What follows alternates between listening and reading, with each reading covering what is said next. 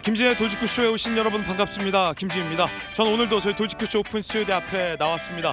요즘처럼 이렇게 오픈 스튜디오 앞에 나오기가 머뭇거려질 때도 없었습니다. 오늘도 역시나 강추위가 이어지고 있습니다. 대비 단단히 하시기 바라겠습니다. 자, 조금 전 윤석열 대통령이 헌재 심리에 출석하기 위해서 헌재로 출발을 했습니다. 오늘부터 종일 심리, 종일 변론이 시작됩니다. 헌재는 이 탄핵 심리의 결과를 서두르려 하는 것 같습니다. 하지만 대통령 측은 반발하고 있습니다. 불러야 할 증인이 많다라는 겁니다. 더군다나 지난번 헌재 심리에서 주요 증인들이 이른바 정치인 체포 지시설에 대해서 부인하고 나서서 논란이 이어지고 있습니다. 잠시 후에 짚어보겠습니다. 전 비가 오나 눈이 오나 매일 아침 이곳에서 여러분을 기다리겠습니다. 김지의 돌직구쇼 지금 라이브로 시작합니다. 잠깐만요.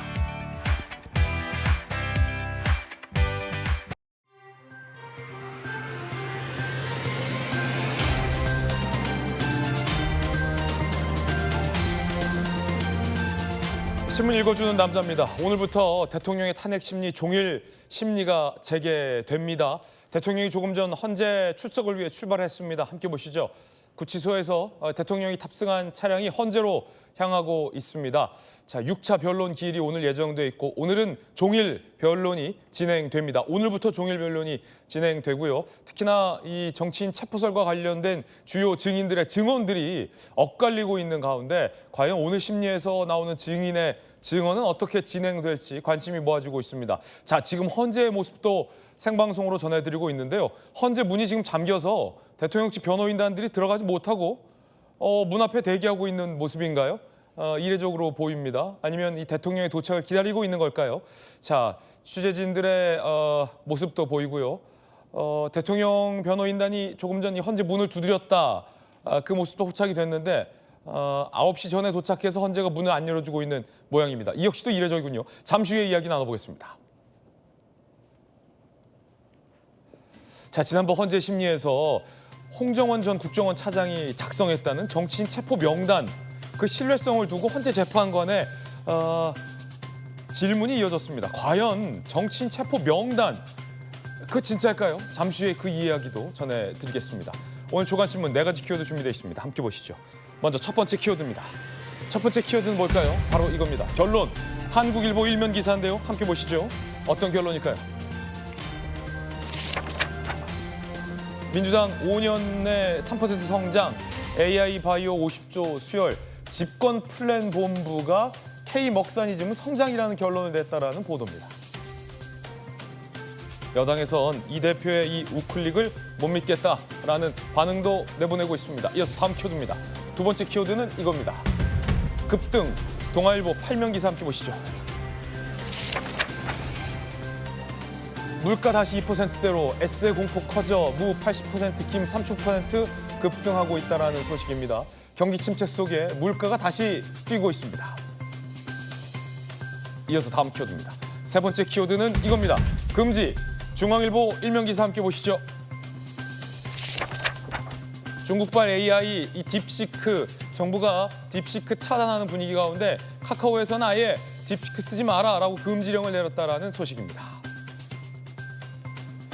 세계 각국도 이 딥시크를 사용하면 사용자의 개인정보가 중국으로 유출돼서 안보상의 불이익이 올 수 있다라며 사용을 자제하거나 차단하는 움직임도 포착되고 있습니다. 이어서 다음 키워드입니다.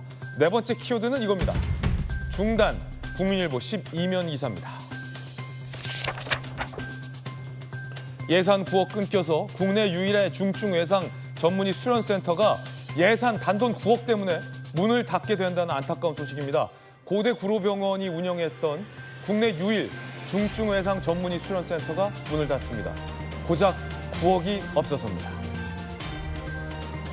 정부가 11년간 지원했는데 올해 이 예산이 다 삭감이 됐습니다. 중증 외상 환자들을 치료하는 이 의사들도 부족한데 그 수련센터까지 9억 때문에 문을 닫게 된 현실이 참담합니다. 지금까지 신문 읽어준 남자였습니다.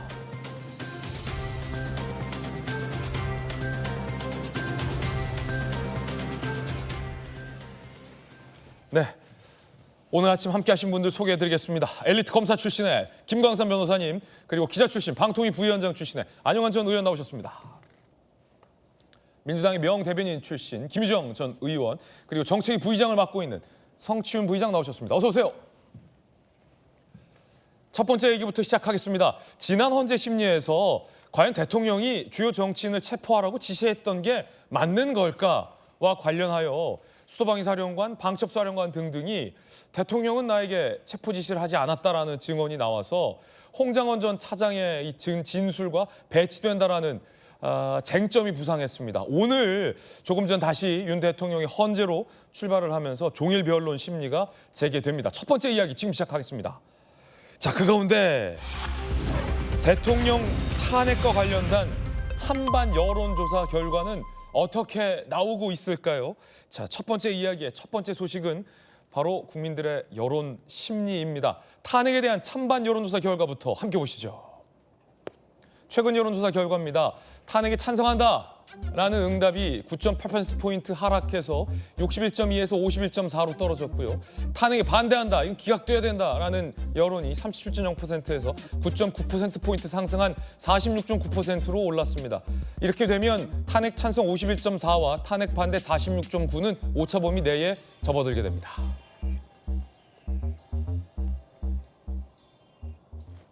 자, 안영환 의원님 나오셨는데요. 지난 헌재 심리를 보면 사실은 대통령에 대한 이 검찰의 공소장 내용이 보도가 됐을 때는 야, 뭐 대통령이 다 잡아들여라, 싹 다 지시해라, 뭐 민주당에선 김원준 씨 불러서 사살설까지 주장해서 국민들이 혼란해했었는데 헌재에 막상 이 주요 증인들이 나왔잖아요. 수방위 사령관, 방첩 사령관은 전혀 체포 지시가 없었다라고 진술하면서 국민들 사이에서도 야, 체포 지시가 과연 사실인가 아닌가에 대한 의견이 분분한 상황이에요. 그 가운데 지금 탄핵 찬반 여론도 오차 범위 내에서 접전. 탄핵 인용은 9.8% 하락, 탄핵 반대는 9.9% 상승이라는데 안영환 의원님 어떻게 해석하십니까? 일단 지금 우리가 대통령 탄핵과 관련해서는 2017년 박근혜 대통령 탄핵 때와 비교해 볼 필요가 있습니다. 그 당시에는 대통령 탄핵을 지지했던 그리고 또 반대했던 비율을 본다면은 네. 반대했던 비율이 시종일관 탄핵 직전까지 20%를 넘지를 못했습니다. 그때와 다르군요. 네, 10% 중반에서 10% 후반 정도 유지하면서 20% 주요 언론 기관의 조사 결과에서도 탄핵에 반대하는 여론이 20%를 넘지를 못했습니다. 그런데 이번에는 이제 최근에 보면은 탄핵 반대 여론이 계속 늘고 있거든요. 그리고 주요 여론조사 기관에서 보면 30%대 후반을 기록하고 있습니다. 예. 그런데 이제 이 조사는 아주 최근인데 40%를 넘어선 것으로 드러나고 있거든요. 그래서 어찌됐든 이제 뭐 야당에서는 저에 대해서 뭐 비판적인 이야기가 나오고 있습니다만 어찌됐든 대통령 탄핵에 반대하는 여론은 늘고 있다. 이것만은 확실한 것 같습니다. 그렇군요. 그리고 그 비율이 3분의 1 선을 넘어서고 있는 것도 확실한 것 같습니다. 예. 네. 그럼 제가 이제 왜 3분의 1 선을 이야기하냐면요. 대통령 탄핵이라는 것은 대통령 선출된 고위공직자의 선출된 정통성을 훼손시키는 겁니다. 중단시키는 겁니다. 정통성의 유지를 중단시키기 때문에 매우 엄격하게 판단을 해야 되는 거죠. 그래서 국회에서도 대통령에 대해서만은 탄핵 소추가 국회의원 3분의 2의 찬성을 담보를 하는 겁니다. 필요하는 겁니다. 그 이야기는 국회의원들은 국민들의 대기관입니다. 다시 말해서 국민들의 3분의 2가 탄핵 소추에 찬성해야만이 탄핵이 된다는 것을 의미하는 겁니다. 헌법적 의미로는. 예. 그렇다면 전 국민들의 3분의 1 이상이 탄핵에 반대한다면 우리는 이 점에서 다시 한번 생각해 봐야 된다는 겁니다. 이건 그렇군요. 헌법적인 논리입니다. 물론 헌재에서는 개개인의 헌재 재판관들을 판단해서 그 수가 모아서 결론을 내리지만은 우리가 헌법적인 논리는 대통령의 정통성을 중단시키기 위해서는 전 국민의 3분의 2 이상이 찬성해야 된다는 게 헌법적인 논리입니다. 즉 100명 가운데 34명이 반대를 한다면 할 수 없다는 게 헌법적인 논리예요. 물론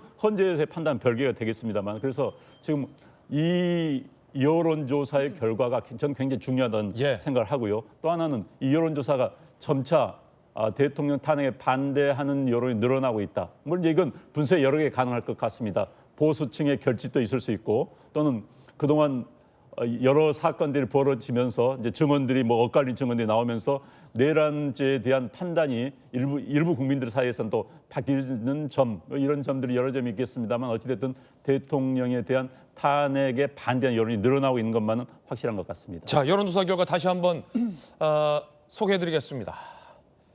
자, 탄핵 인용, 그러니까 탄핵 찬성은 이 61.2에서 9.8%포인트 하락한 51.4. 탄핵 반대, 기각은 37.0에서 9.9% 오른 46.9. 탄핵 찬반 여론이 오차 범위 내에서 굉장히 접전인 양상으로 나오고 있다는 것은 오차 범위 내에서 우열을 가릴 수 없다는 것은 국민의 절반 정도가 탄핵에 반대하고 절반 정도는 탄핵에 찬성한다. 안영환 의원께서는 조금 전 3분의 2 이상 국민이 찬성을 해야 대통령에 대한 탄핵, 혹 탄핵이 인용된다면 그 결과가 국민들에게 받아들여질 것이다라는 이야기를 주셨는데 반반 탄핵에 대한 어떤 여론조사 결과도 보셨습니다. 본 김에 대통령 지지율도 한번 보시죠. 자, 이 여론조사에서 조사 대기론 이렇게 나왔습니다. 자, 대통령을 지지한다가 44.5에서 51.0으로 증가했고요. 지지하지 않는다가 54.2에서 41.8로 나타났습니다. 김광삼 변호사님, 지금 보시면 그래프가 크로스가 됐어요. 지지한다와 지지하지 않는다. 지지율만 보더라도 이 여론조사상에서 50%를 넘긴 여론조사가 나왔는데 한때 민주당에서 특정 여론조사를 꼽아서 어떻게 대통령 지지율이 50%가 나오냐, 왜곡 조작 아니냐라며 선관위에 이 신청까지 했지만 문제가 없는 여론조사다라면서 선관위가 기각됐던 해프닝도 있었는데 이제는 다른 여론조사에서도 대통령 지지율이 50% 넘는 여론 지지율이 나온다? 이거는 김광삼 변호사님 어떻게 봐야 됩니까? 일단 지금 51% 이상 지지에 대해서도 이제 민주당에서 문제가 있다고 지적을 하고 있잖아요. 그래서 저 부분을 일단 내란의 어떻게 보면 관여 정도의 처벌을 받아야 한다 그런 주장까지 나오고 있어요. 그런데 이제 원래 40%가 나왔을 때 잘 믿는 사람이 그렇게 많지 않았죠. 네. 보수층 말고는. 그다음에 이거에 대해서 이제 민주당에서도 이걸 조치를 하겠다 이제 그런 식으로 해서 결국 선관위에 이의 신청도 했는데 기각이 됐어요. 그런데 이제 저거 51%의 의미가 상당히 지금 엄청난 의미라고 생각하는데 우리가 아까 탄핵 인용과 기각에 대해서도 별로 차이가 없었잖아요. 갭이 없었잖아요. 그러면 왜 이런 추이가 이렇게 되는 거에 대해서 근본적인 걸 좀 봐야 한다고 저는 보는데 네. 이제 첫 번째는 저희가 이제 비상계엄이 처음에 선포됐을 때 상당히 대부분 많은 사람이 이 비상계엄은 잘못된 것이다. 또 지금도 잘못됐다고 생각하는 사람이 굉장히 다수긴 해요. 네. 그래서 그 당시에 윤 대통령에 대한 지지도도 마찬가지고 그다음에 탄핵 인용 반대에 대한 의견도 압도적으로 인용돼야 한다는 게 많았잖아요.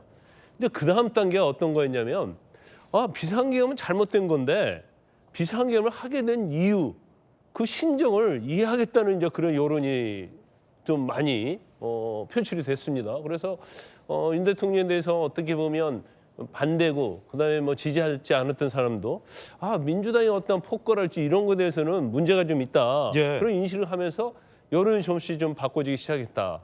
그다음에 이제 세 번째 단계가 중요한데 이제 탄핵 심판이 시작됐잖아요. 근데 탄핵 심판에서 어떤 그런 내용들이 공개되기 시작을 했습니다. 그래서 이제까지 언론 보도를 통해서 일부 어떤 대통령의 비상계엄과 관련된 부분에 있어서 일방적으로 체포제를 운영했다 이런 것들이 전파가 됐는데 예. 이제 탄핵 심판을 진행이 되면서 이게 다 사실이 아닐지도 모른다는 이제 생각을 하게 된 거예요. 더구나 대통령이 육성 메시지가 나가고 또 옥중에서 메시지를 전달하면서 이 비상계엄에 대해서는 잘못될 수도 있다고 보지만 그 과정에서 문제점이 있다는 거고 예. 또 거기에 또 헌법재판소가 일조를 한 거예요. 그러니까 논란이 될 수 있는 행위를 계속 헌법재판소가 하다 보니까 이건 뭐가 문제가 있다. 이제 그런 어떤 여론의 추이가 반전이 되고 있다 저는 그렇게 봅니다. 예, 대통령 지지율 소개해드렸는데 이 여론조사 기관의 대통령 지지율 다시 한번 보시죠. 자, 대통령을 지지한다가 51.0, 대통령 지지하지 않는다가 47.8. 저희가 많은 기사들은 51대 47.8만 나와서 좀 더 여러분들의 이해를 돕기 위해 3주 전 데이터까지 저희가 다시 찾아봐서 이 추세 그래프로 한번 그려봤습니다. 그런데 추세가 이 대통령의 지지율 추세가 상승하고 있고 지지하지 않는 추세가 하락하고 있는 양상이 확인됐습니다. 논란은 이 여론조사를 대하는 민주당의 태도입니다. 노정면 의원, 윤 지지 51%, 이 수치를 만든 수법은 범죄에 가깝다. 범죄다. 대통령 지지율 51% 발표한 여론조사 기관에게 범죄다. 근거가 있는지 모르겠어요. 호들갑 떨며 인용 보도한 언론사들도 공범이다. 호들갑의 기준은 뭐고 공범이란 근거는 뭘까요? 조사 업체가 듣보잡이라도 언론들이 보도에 여론을 왜곡시키고 있다라고 발끈해서 논란이 일고 있습니다.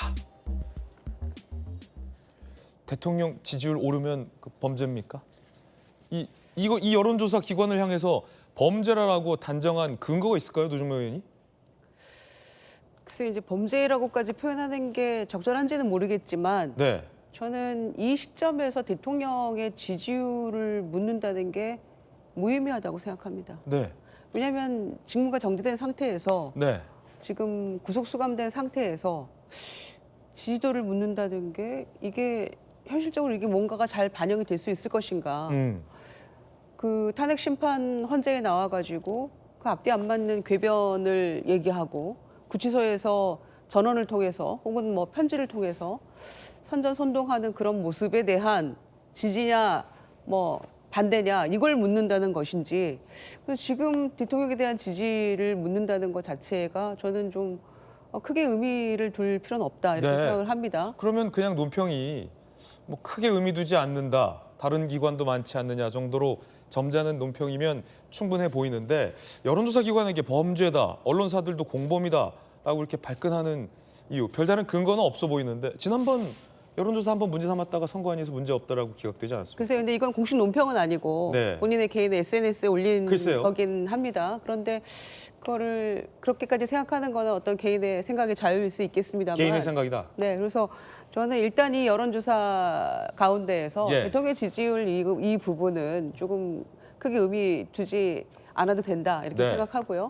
다만 이제 다른 부분에 대한 질문들에서 이를테면 대통령 후보들에 대한 지지 이런 거에서는 다른 여론조사하고 추이가 비슷하게 나왔거든요. 이재명 대표가 뭐 1등으로 나오고 이런 것들에 대해서도 그러면은 어떻게 생각하는지 이렇게 반문할 수 있거든요. 네.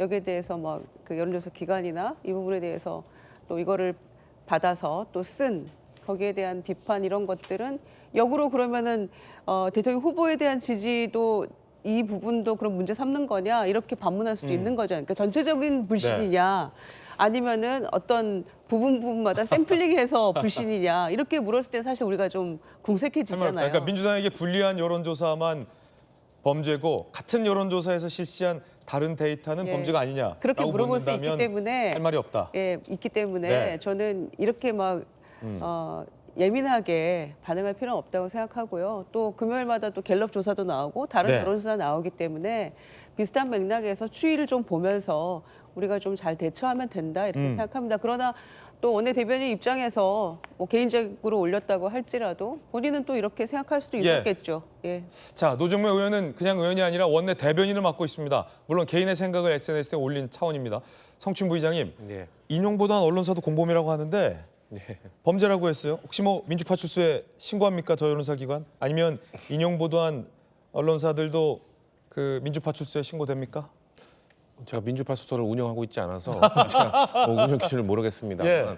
저는 이렇게 예상하지 못했던 그리고 우리에게 좀 좋지 않은 결과가 나왔을 때는 그 원인을 외부에서 찾는 것보다는 내부에서 찾는 게 맞다고 봅니다. 그렇기 때문에 뭐 여론조사의 문제라든지 뭐 보수의 과표집이라든지 이런 식으로 원인을 찾기보다는 그렇다면 우리에게 무슨 문제가 있었던 것일까를 고민하는 게 맞다고 보고요.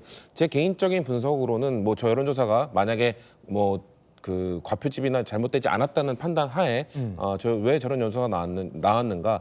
만약에 이 탄핵이 이루어지고 조기 대선이 이루어질 경우 아무래도 민주당에게 선거에서 유리하지 않겠습니까? 그런데 지금 많은 국민들이 지금 민주당에 대해서 의구심을 갖는 분들이 많아지고 있는 겁니다. 그러니까 민주당에 대한 비토가 저는 저런 여론조사 결과로 나오고 있다고 보기 때문에 그렇다면 우리가 만약에 조기 대선이 열렸을 경우 민주당이 정권을 잡아도 된다는 신뢰, 믿음을 국민들께 어떻게 드릴 수 있는가를 고민하는 것이 옳다. 여기서 뭐 여론조사가 잘못됐고 이런 걸 퍼나르는 언론기관이 잘못됐고 이렇게 주장해서 저희에게 득되는 건 저는 하나도 없다고 생각합니다. 어차피 언론을 공범이라고 몰아서 언론을 그 적으로 돌리는 거는 저는 어리석은 행동이라고 생각을 해요. 그렇기 때문에 문제가 명확히 이거는 증거가 있다, 뭐로 할 만할 때 이건 잘못된 조사라고 해야지. 그렇지 않을 때는 무조건 우리가 좀 믿음을 드리지 못했습니다. 우리가 좀 잘못했습니다. 우리가 좀 더 잘하겠습니다. 이런 메시지를 줘야지.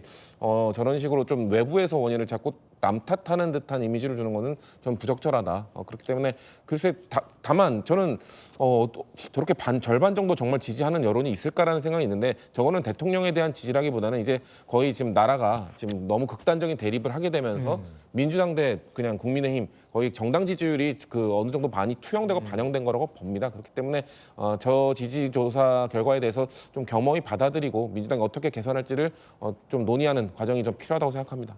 민주당 정책위 부의장의 돌직구였습니다. 자, 그런가 하면 오늘도 이제 헌재 심리가 이어지잖아요.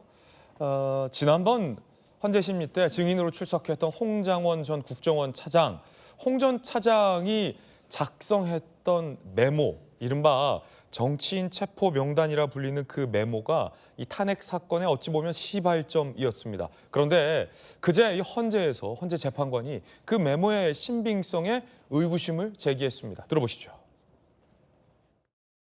위치정만 받으면 되지 왜 국정원이 체포를 하러 다녀요? 체포할 수 있는 여력이 있습니까? 국정원이 수사권이 없기 때문에 그 체포를 할 수 있는 권한이 없죠. 그럼 검거 지원 요청이라고 안 쓰고 왜 검거 요청이라고 썼어요? 이 말은 다르잖아요. 검거를 요청한다는 건 국정원에서 검거를 진짜 한다는 얘기고 제가 이제 공문서를 작성한 게 아니지 않습니까? 제가 나름대로 그 상황을 기억하기 위해서 메모해 놓은 거죠. 그럼 정확하게 기재를 해야죠. 예, 정확하게 기재 못해서 죄송합니다. 계엄 사무와 관계없는 얘기를 한 거를 가지고 아까 그 재판관님께서 잘 지적을 하셨던데 메모에 한동훈, 이재명, 박찬대, 우원식 또 누구 있었더라? 김명수 등등 홍장원 전 차장이 적었다는 저 메모. 저 메모는 대통령에게 전해들은 명단이 아니라고 홍 전 차장은 진술했습니다. 여인영 전 방첩 차량관과 통화한 뒤에 본인이 받아 적은 내용이라고 진술을 했는데 그 메모에 검거 지원이라고 홍 전 차장이 적어서 검찰에 제출을 한 겁니다. 그런데 조금 전에 보셨듯이 헌재 재판관이 방첩사령관이 검거를 지원해달라고 요청했느냐라고 묻자 홍 전 차장이 머뭇거리며 방첩사령관이 검거를 요청한다라는 말은 없었다라고 증언을 한 겁니다. 그러면 왜 검거를 지원했다라고 메모에 썼느냐라고 다시 재판관이 재차 묻자 검거 지원이라는 말은 안 했지만 내가 판단하기에 검거를 해달라는 것으로 느껴서 받아 적었다라는 취지로 얘기를 하면서 그렇다면 검거 지원 요청이라고 써야 되는 거 아니냐라며 부정확성에 대해서 헌재 재판관이 집중적으로 물었던 대목을 들으신 겁니다. 이 대목이 상당히 좀 논란이 향후에 돼 보입니다. 사실 안용환 의원님, 저 메모가 어찌 보면 체포 명단의 유일한 증거라면 증거로 돌아다니는 건데 저게 과연 진짜냐와 관련해서 사실은 진위 여부를 가려내는 게 되게 중요할 것 같아요. 그 가운데 이제 검거 요청이라고 쓴 것. 왜냐하면 잘 아시겠지만 국정원이 누군가를 검거할 인력도 없고 체포할 권한도 없기 때문에 과연 대통령이 방첩사령관을 시켜서 국정원장도 아니고 1차장에게 정치인을 검거해달라고 요청했을까 부분에서 사실 개연성이 좀 논란이잖아요. 어떻게 보십니까? 매우 중요한 사안입니다. 지금 윤석열 대통령의 내란죄 또 헌법재판소의 인용이냐 기각이냐의 결정적인 것은 국가기관, 그러니까 국가기관을 무력화시킨다는 데 핵심이 있습니다. 예. 그렇다면은 국회의원들을 표결에 참석하지 못하게 하기 위해서 끌어내라고 했는가? 이게 이제 국가기관 무력화죠. 두 번째가 방금 이제 지적해 주신 것처럼 유력 인사들을 불법으로 감금하려 했는가? 이 두 개가 아마 헌재 판단과 형사법의 형사소송 중인 그 내란죄 관련된 혐의의 핵심이 될 겁니다. 그런데 지금 이제 증언들이 엇갈리고 있어요. 특히 이제 방금 말씀하신 것처럼 홍장원 전 국정원 차장의 이야기가 좀 헷갈립니다. 첫째는 저는 홍장원 차장의 이야기를 그동안 믿었습니다. 네. 왜냐하면 본인 주장대로 내가 거짓말할 이유가 없느냐, 뭐 내가 왜 거짓말 하겠느냐라는 것을 생각했었는데 지금 메모 작성 경위를 헌재 재판관께서 지적하는 거 보면서 저 사람도 뭐 뭔가 착오가 있는 거 아니야, 이상한 거 아니야, 저는 생각이 솔직히 들었어요. 예. 어제의 상황을 보면서 물론 본인 주장은 내가 뭐 허위로 할 이유는 없지 않느냐, 저 그것도 뭐 틀린 이야기는 아니라고 봅니다만 저도 약간 의심이 들기 시작했습니다. 그런데 이제 이 저 메모가 정확히 작성이 돼서 특히 형사 재판에서의 증거로 채택이 된다면은 윤 대통령이 굉장히 불리하겠죠. 네. 그러나 저게 이제 애매모호하다. 본인이 작성한 것도 뭐하고 과거 기억을 되살려서 썼다, 현장에 쓴 것도 아니고, 그다음에 그것을 뭐 측근 비서가 썼다 이런 이야기가 나오면 과연 이제 신뢰성에 문제가 생길 수 있죠. 또 여인영 방첩사령관이 난 그런 적이 없다라고 한다면은 저 메모의 증거 채택이 어려워지는 겁니다. 그래서 저는 굉장히 저도 갸우뚱해져요. 물론 뭐 앞서 말씀드린 것처럼 홍장원 저 사람이 저렇게 또 굳이 거짓말 이유는 있느냐는 생각이 들기도 하는데, 그런데 이제 이에 대해서는 보수 쪽 인사들은 뭐 그런 이야기를 하는 걸 들었습니다.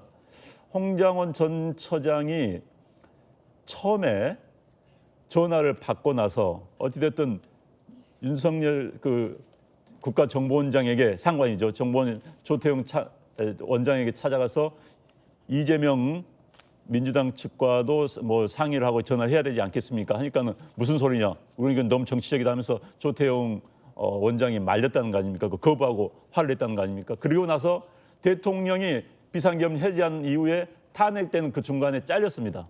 그렇기 때문에 보수 쪽에서는 사감을 가지고 하는 거 아니냐 이런 이야기가 나오고 있어요. 예. 저도 지지는 모르겠습니다. 뭐 홍장원 씨의 마음속으로 들어가 본 적이 없기 때문에. 그러나 어찌됐든 상당히 논란의 중심으로 떠오르고 있는 것만은 분명한 것 같습니다. 네, 이 메모의 어떤 진위성의 논란이 제기되고 있는 상황, 헌재 재판관도 그 부분을 집중적으로 물은 장면이었는데요. 앞서 이제 증인으로 출석했던 수방사령관과 방첩사령관이 대통령으로부터 정치인 체포 지시를 받은 적이 없다라고 증언하면서 홍정원 전 차장의 이 진술과는 배치된다는 지적도 나옵니다. 들어보시죠. 장관이나 대통령으로부터 국회로 가서 국회의원들의 본관 출입을 막고 계엄 해제 요구 의결을 못하게 하라 이런 지시는 받은 바 없죠? 없습니다. 증인은 계엄 당시 대통령 국방부 장관으로부터 누군가를 체포하라는 지시를 받은 사실이 있습니까? 없고 그다음에 그것은 더 이상 답변드리지 않겠습니다. 예. 대통령으로부터 체포나 구금 지시를 받은 적이 없다라고 인터뷰하셨는데 맞습니까? 대통령님으로부터 그런 지시를 받을 만한 위치에 제가 있지 않습니다. 자, 이런 진술이 나와버려서 체포 지시를 받은 적이 없다. 수도방위 사령관, 방첩사령관. 체포 지시를 받았다. 국정원 전 차장. 어떤 진술 간의 어떤 엇갈림이 있는 상황에서 홍 전 차장이 작성한 그 메모의 어떤 논란도 일고 있는 겁니다. 검찰 출신 김관삼 변호사님께 좀 여쭤보겠습니다. 이 메모와 관련돼서 어떻게 보십니까? 일단 첫 번째는요. 이제 체포에 대한 지시를 했느냐 안 했느냐 대통령이, 이것은 이번에 탄핵 사유 중에서 어떻게 보면 가장 핵심 포인트 중에 포인트예요. 그래서 이 부분이 굉장히 중요했는데 이제 홍정원 전 차장이 인터뷰를 하고요. 그다음에 국회에 나와서 얘기를 하는데 아주 본인이 대통령으로부터 다 잡아들이라고 그런 지시를 받았다. 그래서 방첩사령관하고 통화를 했는데 방첩사령관이 명단을 불러줬다. 그러니까 사실 이 말을 안 믿을 사람이 누가 있겠어요? 예. 저렇게 구체적이고 상세하단 말이에요. 더군다나 거기 뭐가 등장합니까? 메모가 등장한단 말이에요. 그러면 홍정원 차장이 이렇게 메모고랑까지 등장시키면서 거짓말할 이유가 없기 때문에 다른 사람 말은 다 못 믿어도 홍정원 차장의 말은 믿을 수밖에 없다. 네. 뭐 저도 그런 심정을 가지고 있었어요. 그런데 이제 탄핵 심판을 하면서 어느 하나 사실이 하나씩 밝혀지는데 이제 첫 번째 문제가 뭐냐면 대통령과 통화를 했는데 다 잡아들이라고 했다. 이것은 일치를 합니다. 누굴 잡아들이라고 했느냐? 그 의원이라고 얘기했느냐? 그건 안 했다는 거예요. 목적어가 없다. 그렇죠. 그러니까 일단 거기에서 좀 약간 진술의 신빙성에 있어서 좀 약간 고개를 갸우뚱하는데, 그다음에 이제 메모와 관련된 부분인데 우리가 이제 메모를 했다고 그래서 방첩사령관과 통화하면서 자기가 다 메모를 해가지고 그랬다고 한다면 이 메모를 또 거짓으로 작성할 이유는 없다. 네. 그러면 이 메모를 신빙성이 있다고 생각을 했는데 사실은 그런다는 거 아니에요. 방첩사령관과 통화를 하다가 말도 안 되는 소리를 해서 메모를 하다가 중간에 그만뒀다는 거예요. 그러면 사실은 이 메모 자체는 아무런 지금 증거되지 못하는 건데 그러다가 나중에서 그걸 복귀를 했다는 거 아닙니까? 근데 이제 복귀를 했다는 것도 지금 뭐 아마 탄핵 심판에서 나온 얘기는 자기가 직접 작성한 게 아니고 보좌관을 통해서 그 당시 상황을 복귀를 했다는 거예요. 예. 그러면서 검거해달라고 요청했다는 문구를 넣었다는 거 아닙니까? 그러면 이 메모가 자신이 그 당시 방첩사는 거 통하면서 직접 작성한 게 아니고 보좌관이 작성했다는 거고 그럼 그 보좌관이 누구냐? 그러니까 그건 밝힐 수 없다고 하는 거예요. 예. 그러면 지금 대통령실랄지 이제 국민의힘에서 문제 제기하고 있는 것이 이 메모 자체가 그 당시 아니고 나중에 작성이 된 거잖아요. 예. 그러면 나중에 작성한 건 인터뷰 같은 걸 하면서 작성이 된 건지 어느 과정에서 작성됐는지 굉장히 이게 중요하다는 거고 그래서 홍장원 차장이 계엄 이후에 행보가 어땠느냐 그래서 의심할 만한 뭐 사유가 있었느냐 이제 이런 것들이 계속 나오다 보니까 지금 체포조랄지 체포와 관련된 직접적인 유일한 증거는 홍장원 차장의 진술하고 메모밖에 없거든요. 예. 그런데 지금 여인영도 마찬가지고 이진우 전 사령관도 마찬가지고 그런 적이 없다고 얘기하고 홍장원 차장만 그런 얘기 있다고 하는데 이게 과연 진술의 신빙성이 있느냐 이게 이제 점차적으로 좀 의구심을 갖게 하는 그런 지금 과정에 있다고 봅니다. 메모의 어떤 작성 시점, 메모를 진짜 본인이 그 즉시 쓴 건지 아니면 보좌관을 시켜서 다시 이제 재구성을 해서 검찰에 내줬다는 그 부분, 검거 지원이라 검거 요청이라고 썼다라는 부분에 대한 헌재 재판관의 어떤 의문 등등등 전해드리고 있습니다. 김윤정 의원님 어떻게 보십니까? 글쎄요. 우선은 이 메모의 어떤 중요성 여부를 떠나서 이게 그렇게 탄핵 심판에 크게 좌우할까요? 저는 아니라고 생각합니다. 일단은 국무회의 요건을 갖추지 못한 것, 그다음에 포고령 일요의 어떤 그 위헌적 요소, 그다음에 대통령 담화문에서도 비롯된 내용들이 있고 네. 비상입법부에 관련된 것들 이 서너 가지만으로도 이미 저는 뭐 탄핵 심판의 인용, 파면의 이유는 충분하다고 생각하는데 이제 그 검거 요청 이 메모 관련해가지고는 글쎄요. 이게 유일한 체포에 관련된 내용인가요? 방첩사에서도 비슷한 메모 발견됐다고 나와 있고 심지어 계엄 전에 11월 달에 여인영 방첩사령관이 메모한 거 중에 이석기, 최재영 이 두 사람의 이름 적힌 메모도 발견된 거 아니겠습니까? 그러니까 이제 이런 상황이고 충분히 설명은 했다고 봐요. 이 홍장원 1차장이. 그러니까 전화를 받는 상황에서 왼손으로 본인이 뭐 왼손잡이라고 이제 얘기를 했잖아요. 흘려 쓰다가 멈췄고 나중에 본인이 이렇게 한 것들을 정리는 해둬야 되겠다. 어찌됐거나 대통령이 지시한 내용이기 때문에 그런 차원에서 본인이 흘려 쓴 거를 그 부관에게 정서로 정리하라고 본인이 또 추가적으로 이름 복귀해가지고 그렇게 했다는 거죠. 부관이 지원해서 쓴 게 아니지 않습니까? 그러면서 충분히 설명을 했고 이거는 그냥 메모이지 공문서가 아니지 않습니까? 라고 얘기를 했어요. 저는 충분히 이해될 수 있는 대목이라고 보거든요. 그래서 이 증인으로 나온 이 홍장원 1차장에 대해서 피청구인 측의 그 변호인이 어떤 대하는 태도. 그래서 저는 검찰에 수사받는 피고인이 아니지 않습니까? 라고 얘기하니까 죄송하다고까지 했잖아요. 그러니까 그 변호인의 태도도 저는 그게 온당한가 이런 생각도 들었는데 일단 거기 적힌 거에 대해서 재판관이 충분히 본인의 어떤 그 궁금한 점에 대해서 질문할 수 있다고 생각하고 또 거기에 대해서는 충분히 납득할 만한 저는 해명이 됐다고 보기 때문에 이 메모에 적힌 그 자체가 뭐 이 탄핵 심판을 예. 좌우하는 굉장히 중요한 그런 건 아니라고 생각합니다. 그리고 충분히 해명이 됐다고 봅니다. 그 3명의 증인 중에서 전 사령관들은 본인의 어떤 형사재판이 걸려 있고 그렇기 때문에 여기서는 뭐 얘기하기가 제한된다라는 식으로 말을 굉장히 줄였죠. 그러나 그 재판이건 어디건 자유로운 유일한 사람이 홍장원 1차장인데 굳이 말을 지어낼 이유도 없고 그리고 나와서 얘기했잖아요. 진실을 말하는 게 이렇게 어렵다는 거를 처음 알았다라고 얘기하지 않았습니까? 그러니까 그런 점에서 대통령이 격려하기 위해서 그 계엄의 난리통에 격려하기 위해서 전화했다고 하는 그런 얘기들이 오히려 훨씬 더 말이 안 되는구나라고 저는 국민들이 느꼈을 거라고 생각합니다. 예. 재판관들도 마찬가지고요. 자, 증인 선서를 한 증인들의 진술이 적어도 검찰이 작성한 공소 내용과는 상당수 차이가 있다. 증인 중 한 명은 내가 하지도 않은 말이 공소장에 적혀 있다라고까지 한 사령관은 헌재에서 증언을 하기도 한 만큼 헌재 재판관이 판단하겠지만 대통령에 대한 탄핵 여부에 대해서 우리 국민들도 판단을 하셔야 될 부분이 있을 것 같습니다. 여러분 어떻게 판단하십니까? 자, 메모. 첫 번째는 검찰에 제출된 메모는 홍 전 차장이 직접 작성한 메모가 아니다. 방첩사령관과 통화 이후에 기억을 복귀하며 보좌관에게 정서로 쓰게 한 메모다. 그 가운데 검거 요청이라고 써 있는 대목은 실제 방첩사령관이 요청하지 않은 대목이다. 라는 부분들도 향후 논란이 될 걸로 보입니다.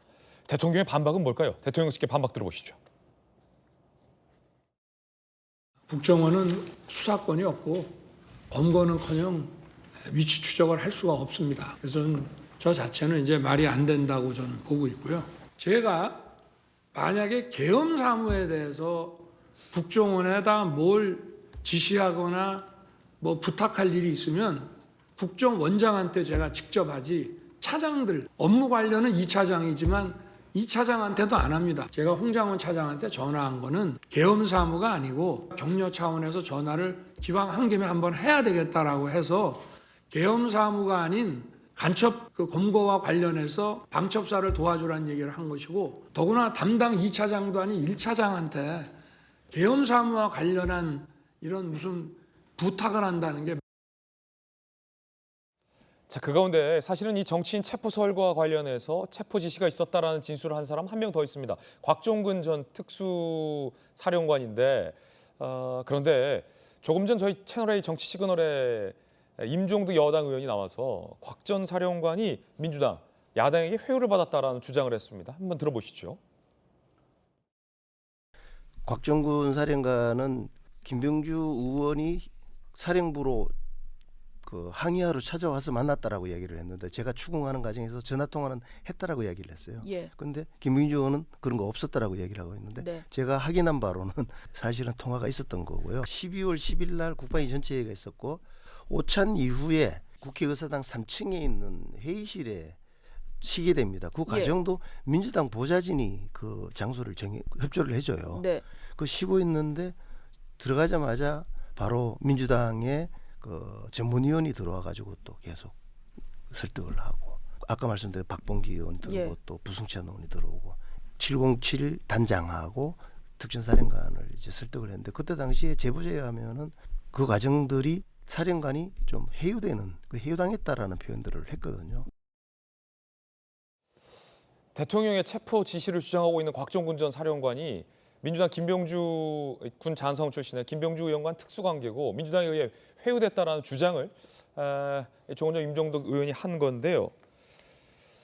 자, 사실은 일단 두 분 의견 들어볼 텐데, 김관섭 변호사님, 계엄 직후에 이 곽종근 전 사령관이 김병주 민주당 의원의 유튜브에 출연을 해서 굉장히 좀 이례적이다라는 세간의 평은 있었어요. 이 주장 어떻게 보십니까? 곽종근 사령관이 연임할 때 이진우 전 사령관에 비해서 가장 탄핵 사유에 국회 측에 부합하는 증언이에요. 끌어내라고 했다는 거고, 또 체포중 운영과 관련해서도 윤 대통령이 불리한 진술을 하고 있잖아요. 그래서 그 부분에 대해서는 일단 탄핵 심판에서 증언을 해서 가려져야 하겠지만, 지금 국민의힘 쪽에서 이제 회의 주장을 하고 있는데, 제가 볼 때는 왜 지금 현역 군인이잖아요, 그 당시에. 지금 이 장면이군요. 김병주 의원하고 박선원 의원 유튜브에 곽종근 전 사령관이 지금 출연을 한 모습. 근데 저것은 이제 곽종근 전 사령관의 진술이 진실이든 아니든 간에 왜 정치인인 야당의 의원의 유튜브에 나와서 저 엄청난 얘기를 하는지 모르겠어요. 저런 얘기는 어디서 해야 하냐면 국회 아니면은 수사받을 때 해야 할 얘기거든요. 그리고 저 나와서 얘기를 하는 데 있어서 지금 김병주 의원하고 김병주 의원이 현역에 있을 때 부관을 했다 그런 얘기를 하고 있잖아요. 그래서 굉장히 이제 친한 관계이기 때문에 아마 설득을 했던 걸로 보여요. 자기하고 굉장히 친한 사이 아니겠습니까?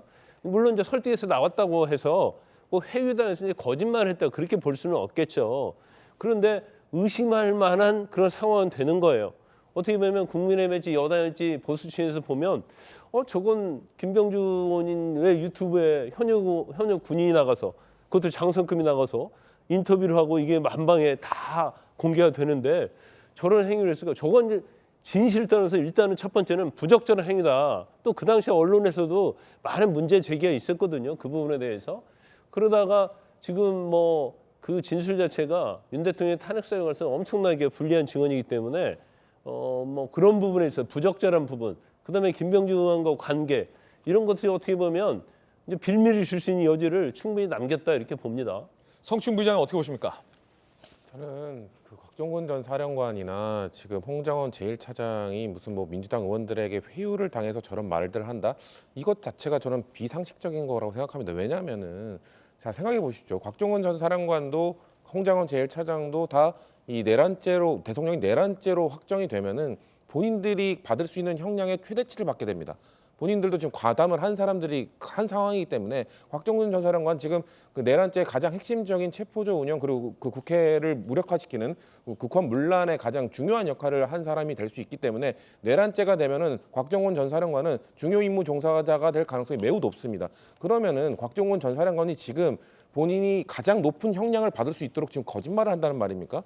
지금 이런 식으로 몰아가는 것 자체가 저는 매우 부적절한 거라고 생각을 하고 곽종근 전 사령관을 왜 어떤 걸 설득했겠습니까? 우리가 국회 국방위에 나왔던 곽종근 전 사령관의 모습을 봤었는데 며칠 동안 처음에는 몇 시간 동안 계속해서 그 답변이 제한됩니다 하면서 아무 말도 안 했습니다.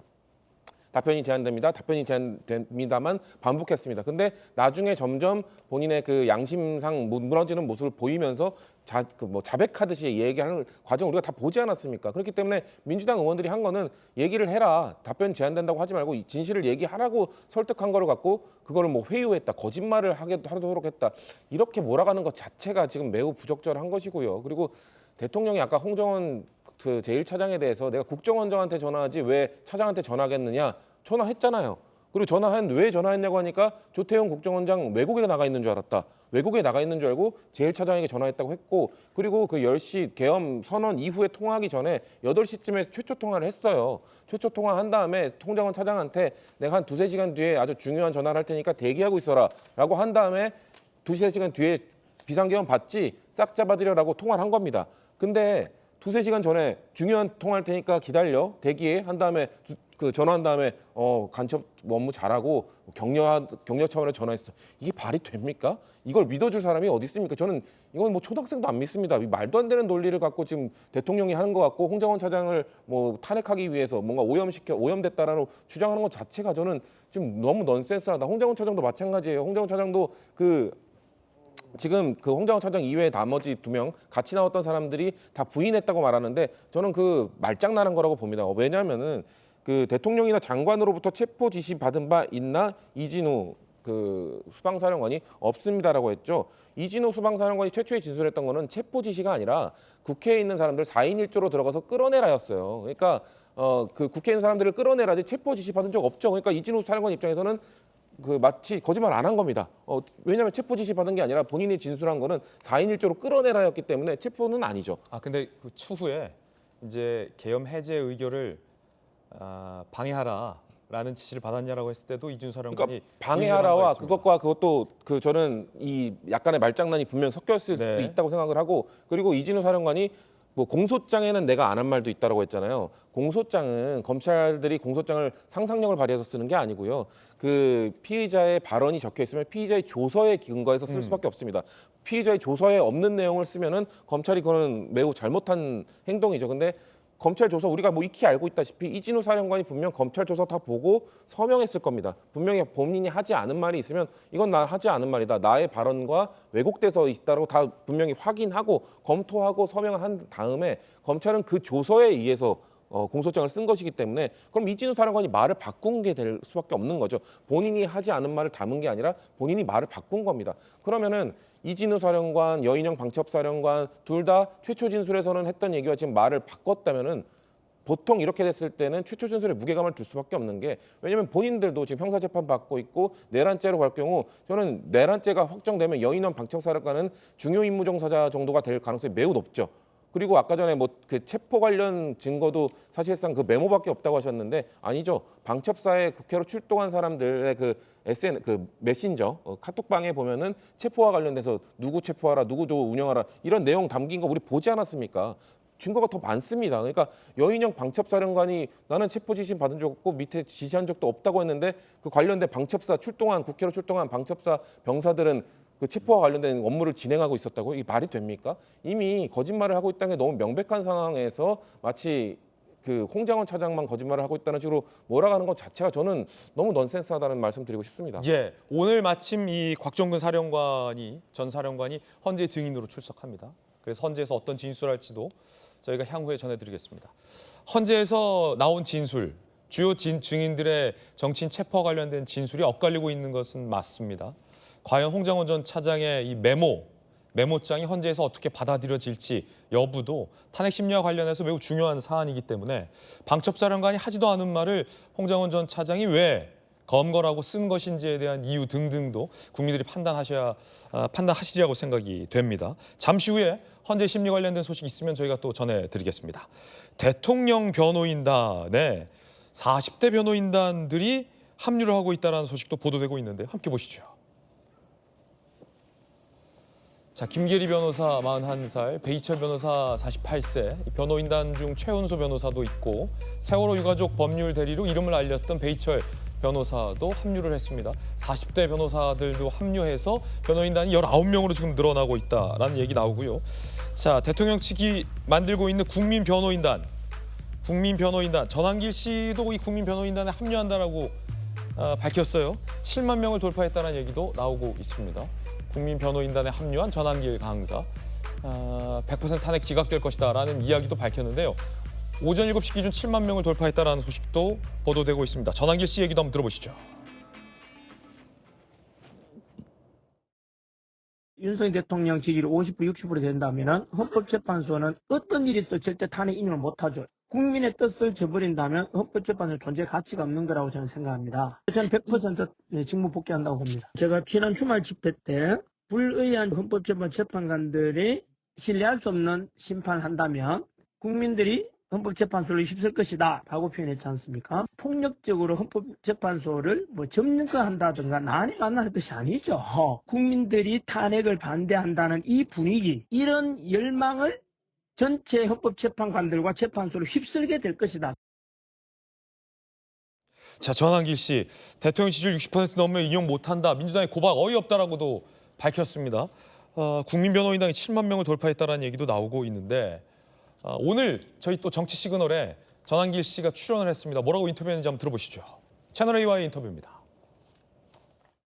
민주당에서도 비상이 걸린 것 같아요. 그들이 두려워하고 초조하다는 뜻이에요. 이러다가는 고소고발초하는 민주당에서는 대한민국 국민 이제 51%가 대통령 탄핵을 반대하고 복귀를 원하니까 50% 이상은 전부 다 고소고발하겠네라는 생각이 들어요. 극우라고 하잖아요. 저 노사모 출신이고 저는 그 진보 보수 넘어서 국민 상식에 근거하고 있거든요. 무조건 민주당한테 불리하면 극우몰이 하는 거야. 예? 그러다가 국민 50% 이상이 다 극우예요 지금은.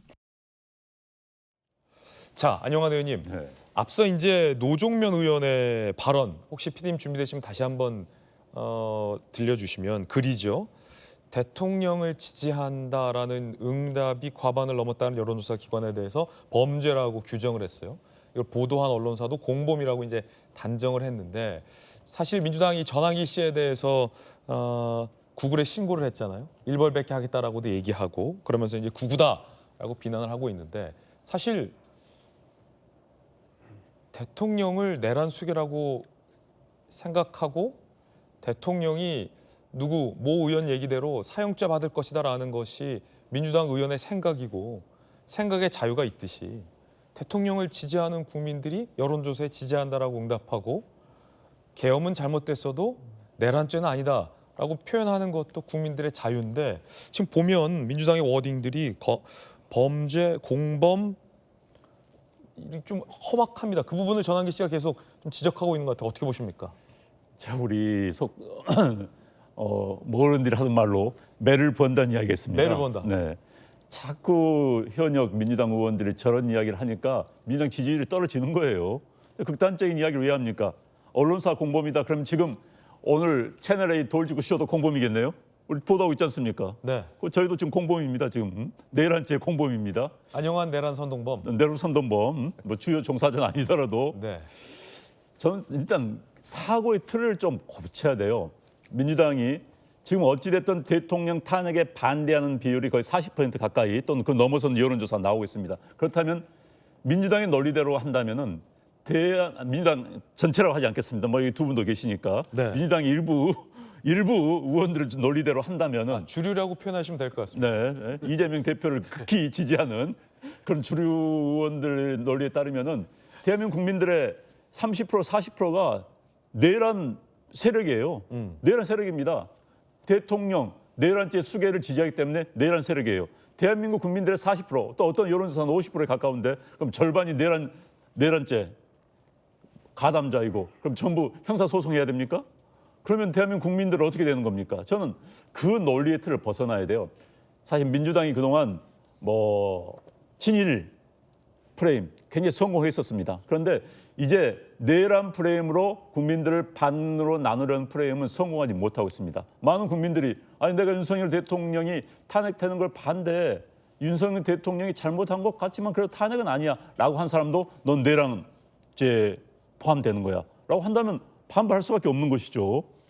그래서 민주당의 내란죄 프레임은 실패했다. 그래서 민주당이 대한민국 국민들을 반으로 나누는 내란 세력이라는 표현은 저는 상가했으면 좋겠습니다. 그건 일반인들 상대로 어떻게 내란 세력이라는 표현, 그건 가당치 않은 이야기예요.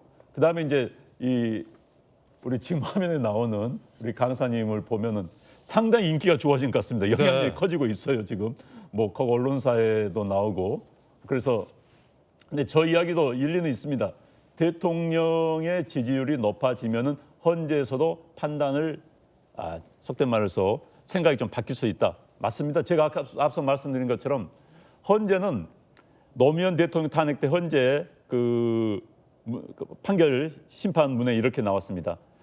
탄핵했을 때의 이익과 탄핵을 안 했을 때의 이익을 비교해 봤을 때 탄핵했을 때 이익이 안 했을 때의 이익보다 압도적으로 높았을 때 탄핵을 해야 된다는 겁니다. 그 이야기가 다시 말하면 제가 3분의 2선 아까 이야기했지 않습니까? 그 이야기가 일맥상통한 이야기예요. 대한민국 국민들의 3분의 2 이상이 찬성을 해야만이 탄핵하는 게 맞습니다. 그게 헌법 정신입니다. 그래서 이제 전한길 씨가 저런 이야기를 했는데 아무튼 전한길 씨의 이야기가 모든 언론을 타면서 영향력이 높아지고 있는 것만은 분명한 것 같습니다. 예. 자, 이번엔 저희가 준비한 두 번째 이야기 시작하겠습니다. 이재명 대표의 재판 관련된 소식입니다. 주제 공개합니다.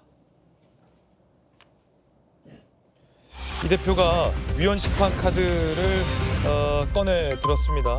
그런데 민주당에서 이것은 권리다라고 얘기해서 논란이 일고 있습니다. 재판 지연이 아니라는 겁니다. 이재명 대표 본인의 이야기부터 들어보시죠. 위헌 법률 심판 신청한 거 기각되면 헌법소원까지 낼 계획이신가요? 재판은 전혀 지연됨 없이 신속하게 끝날 것입니다. 한폰 판례가 수차례 있었다는데 여기서 어떻게 생각하시나요?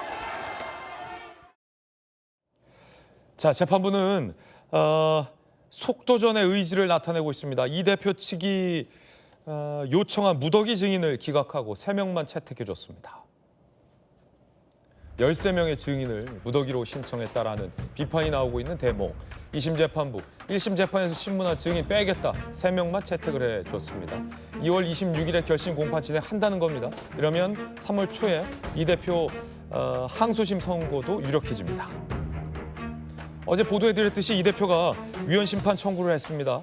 재판 지연 논란이 일고 있는데 선거법 250조 1항 헌재가 작년에도 합헌 판결한 걸 새삼 위헌이라며 위헌 심판 카드를 꺼내 든 건데 재판 지연의 의도라는 논란이 일고 있습니다. 자, 이에 대해서 재판부 이런 공방도 있었군요. 이 대표 측 변호인이 태어나서 한 행위 모두 사실일 걸 요구하면 지나치다 라는 표현을 썼다는 채널A의 보도예요. 그러자 재판부가 아니 언제 우리가 태어나서 한 모든 행위를 말하냐. 잘 아시지 않냐. 선거에 영향을 줄 수 있는 사안과 관련된 건 아니냐라고 재판부가 받아쳤다라는 대목입니다. 김광삼 변호사님, 태어나서 한 행위 모두 사실일 걸 요구하면 지나치다. 이재명 대표 측이 이렇게 얘기했다는데 맞죠. 태어나서 사람이 어떻게 다 사실대로만 살 수 있습니까? 그런데 재판부가 딱 잘랐어요. 잘 아시지 않냐. 누가 태어나서 사람이 한 모든 걸 사실을 요구하냐. 선거에 영향을 줄 수 있는 발언만 따져보자는 건 아니냐.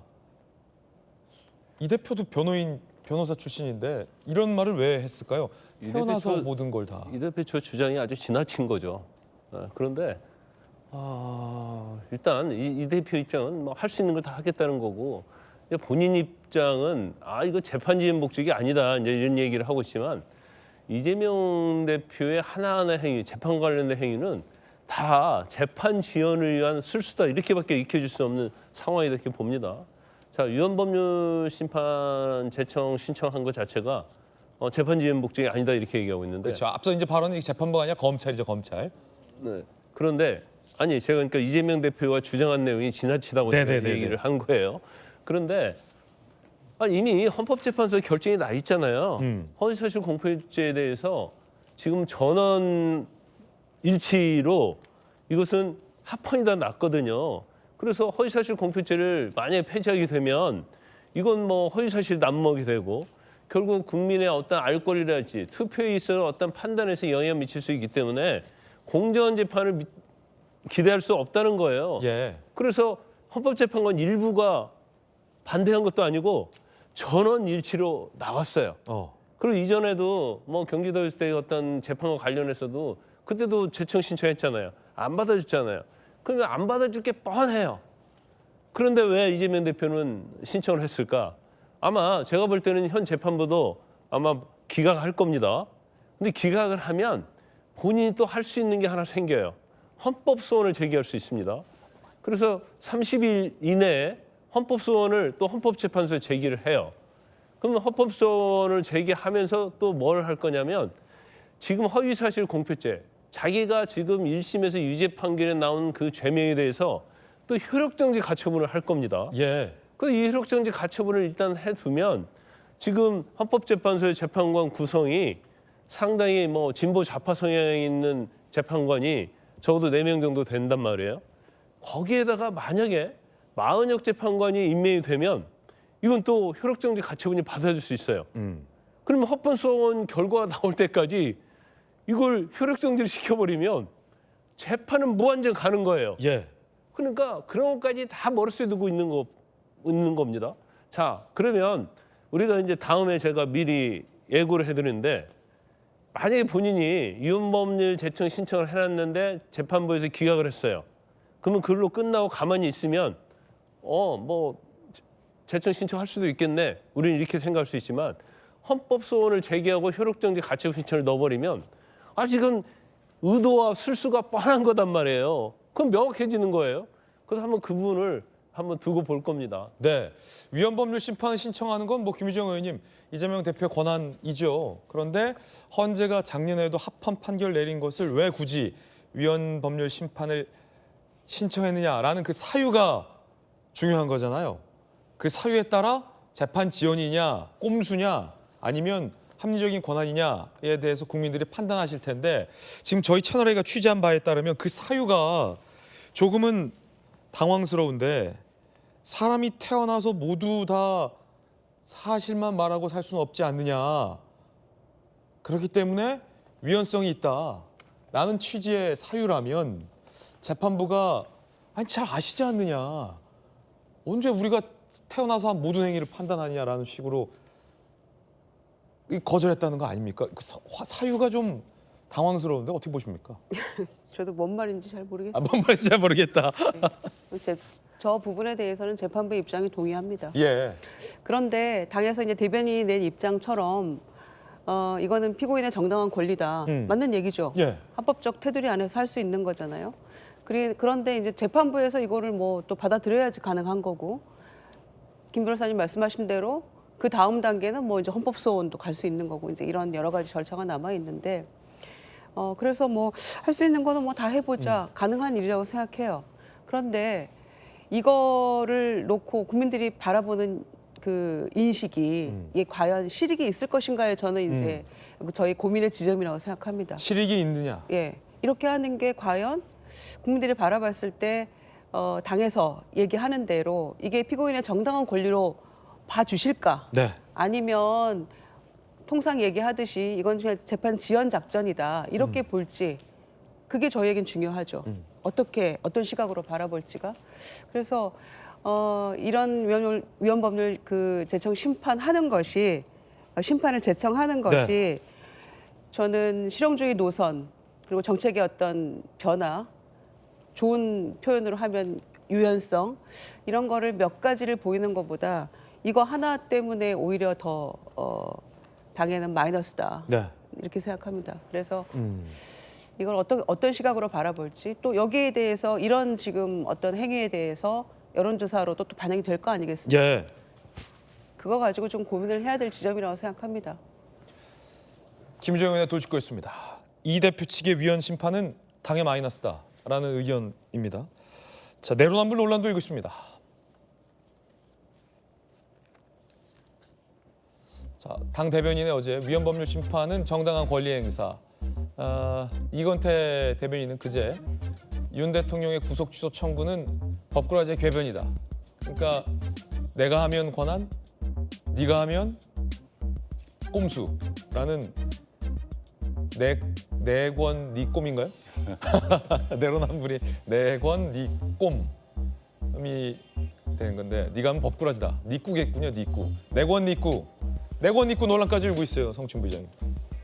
그러니까요. 저희도 윤석열 대통령과 변호인단이 좀 법을 넘어서는 발언들에 대해서는 매우 비난하고 비판을 해왔지만 네. 제도 안에 있는 저런 뭐 구속 취소 청구라든지 그 전에 뭐 체포영장 뭐 적부심 청구라든지 이런 것들은 인정을 해줘야 된다고 생각합니다. 다만 그런 거를 추진하는 과정에서 윤석열 대통령이 계속해서 뭔가 그걸 법을 초월해서 그 판단조차도 인정하지 않는 그런 모습을 보여왔기 때문에 그런 비판을 했던 건데 뭐 이재명 대표도 이번에 위헌 법률 신청을 해서 이 기각될 경우 그냥 순순하게 받아들이면 됩니다.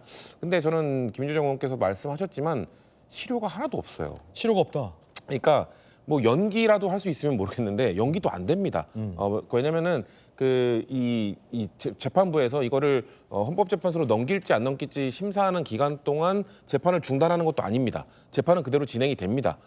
뭐 그러면은 이걸 뭐 2, 3일 내로 아마 결론이 2, 3일이다 빨리 나올 텐데 저는 기각될 가능성이 매우 높다고 보고 있고 왜냐면 작년에도 판결이 나왔기 때문에 굳이 넘길 필요가 없고 헌법소원을 한다고 해도 헌법소원이 진행이 돼도 재판은 진행이 됩니다. 그렇기 때문에 재판을 지연할 수가 없습니다. 그러니까 재판 지연에 뭐 재판을 조금이라도 할 수 있는 실효가 전혀 없는 상황에서 그러면은 국민들에게는 이미지를 어떻게 줄 것이냐? 지금 국민의힘이 계속해서 지연한다 그 지적을 하고 비판을 하고 있잖아요. 근데 사실상 그러니까 지연도 못 하는데 지연한다는 이미지만 심어주는. 그러니까 매우 안 좋은 거죠. 그렇게 저는 변호인단이 뭐 충분히 고려를 해서 판단을 했겠지만. 저는 이건 실책이라고 봅니다. 변호인단이 실효가 없는 이미지만 안 좋아지는 그런 결정을 한 거라고 보기 때문에 저는 그냥 일단 신청을 했으니까 기각이 되면 기각된 만큼 또 순순히 받아들이고 재판을 빠르게 임하겠다라는 입장을 내놓는 것이 필요할 거라고 저는 보고 있습니다. 지연도 못 시키면서 지연한다는 비판만 받는다. 오세훈 서울시장이 이 문제에 대해서 목소리를 냈군요. 함께 보시죠. 지연은 생존이라는 공식이다. 명분도 실리도 없는 위헌 심판, 재판 지연 의도다. 실용주의 코스프레, 국정을 생존 도구로 활용한다. 국민을 안 속는다라고 비판했습니다. 당내 비명계도 목소리를 키우고 있습니다. 함께 보시죠. 자, 이른바 삼김, 김동연, 김부겸, 김경수, 최상목 탄핵 검토 안정성 해친다라고 김동연 지사가 강하게 비판했습니다. 한덕수 권한대행 탄핵에 이어서 최상목 권한대행까지 왜 탄핵하냐 도대체. 김동연 지사 비판하고 있고요.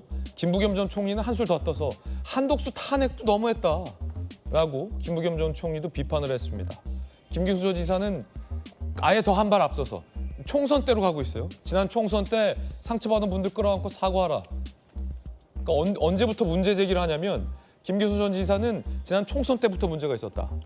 김부겸 전 총리는 한덕수 탄핵 잘못됐다.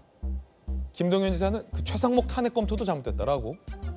그러면 다 잘못했다는 건데 세 분 얘기대로라면. 자, 그 가운데 김경수 전 지사가 복당도 신청했군요. 드루킹 사건으로 징역형 자동 탈당 처리 지난달 경남도당에 복당 신청을 해서 현재 절차가 진행 중이라고 합니다. 앞서 당내에 이 비명계 주자들이 한덕수 탄핵 잘못됐다. 최상목 또 탄핵 검토한 것도 잘못됐다라고 목소리를 높였는데 그것과 관련된 이야기 시작하겠습니다. 주제 만나보시죠. 한덕수 권한대행을 이 내란 동조 공모 방조로 탄핵 소추해놓고 헌재의 심리가 시작되려 하자 또 탄핵죄를 내란죄를 빼겠다라고 합니다. 한덕수 권한대행에 대해서도 내란죄를 철회해서 논란입니다. 자, 결국 이렇게 되는군요.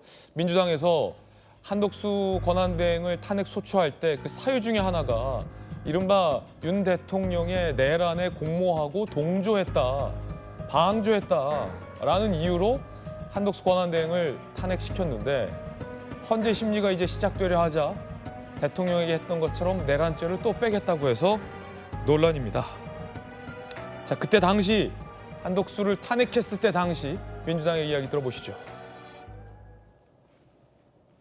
내란 세력의 신속한 발본 세건만이 대한민국 정상화의 유일한 길입니다. 민주당은 국민의 명령에 따라 한덕수 국무총리를 탄핵합니다. 한덕수 총리는 사전에 김용현 전 국방부 장관으로부터 비상계엄을 보고받고 내란 수괴 윤석열을 위해 국무회의를 권한 없이 소집한 사실이 확인됐습니다. 내란의 동전 공범을 넘어 내란 정권의 2인자입니다. 한덕수 권한대행을 시켜놨더니 내란 대행을 하고 있었습니다. 그래서 우리는 탄핵을 했습니다. 안녕하 의원님. 이 좀 헷갈리는데, 내란했다면서요. 그래서 탄핵했다고 지금 얘기했잖아요, 세 분 다. 그런데 헌재 심리에서 내란죄는 또 빼겠대요.